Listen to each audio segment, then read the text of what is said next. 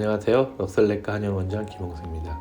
오늘은 항암 치료의 한계에 대해서 제 의견을 말씀드리도록 하겠습니다. 물론 제 의견이긴 하지만 이것은 국가 통계나 종양학 교과서에 근거를 둔 내용으로서 순전히 제 개인 의견은 아니고 학계나 현실 임상적으로 현재 발생하는 현실에 대해서 말씀드리고자 합니다. 환자분들은 흔히 암이 재발했거나 혹은 암을 완전히 절제하지 못한 경우에도 항암 치료를 하면 본인의 암이 완벽하게 제거되고 낫기를 기대하는 경우가 대부분이고 그것은 인지상정이라 할 수 있겠습니다. 그러나 현실은 환자분들이 기대하는 것과는 매우 다르다는 것을 아셔야 될 것 같습니다. 암 환자 사망률이라는 것은 인구 10만 명당 암으로 사망하는 사람들의 통계를 나타내는 것인데요.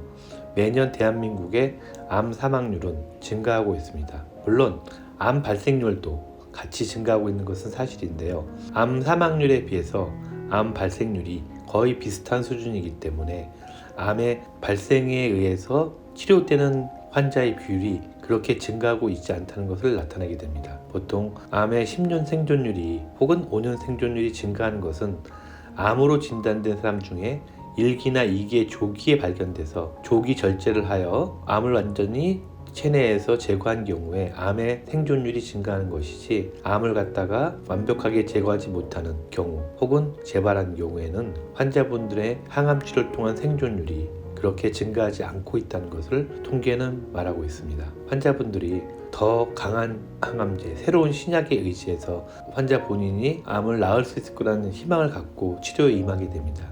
그러나 현실은 그렇지 않습니다. 암을 수술을 통해서 완벽하게 제거하거나 수술하기 어려운 깊은 부위에 있을 경우에 방사선 치료를 통해서 원발 병소를 조절하지 못하는 경우에는 항암 치료만으로는 암을 완치할 수 없다는 것을 환자분들이 아셔야 됩니다. 물론 완치를 기대할 수 있는 경우도 있습니다. 예를 들면 소아암의 일부라든가 남성의 고환암, 여성의 난소암의 일부 같은 경우에는 항암 치료만으로도 완치를 기대할 수 있는 경우가 있으나 이런 것도 그렇게 확률이 아주 높지는 않다는 것을 여러분이 아셔야 됩니다. 환자분들께서 현재 항암 치료 받을 때 첫 번째 항암 치료가 실패하면 더 강하고 새로운 약인 2차 항암제, 2차 항암제가 실패하면 3차 항암제를 사용하게 되는데, 보통은 가장 효과가 좋고 부작용이 적은 항암제를 제1차 항암제로 선택하기 때문에 1차 항암이 실패했을 경우에 2차 항암, 3차 항암은 더 확률이 떨어지게 됩니다. 근데 그것보다 더 중요한 문제는 현재 사용되고 있는 항암제가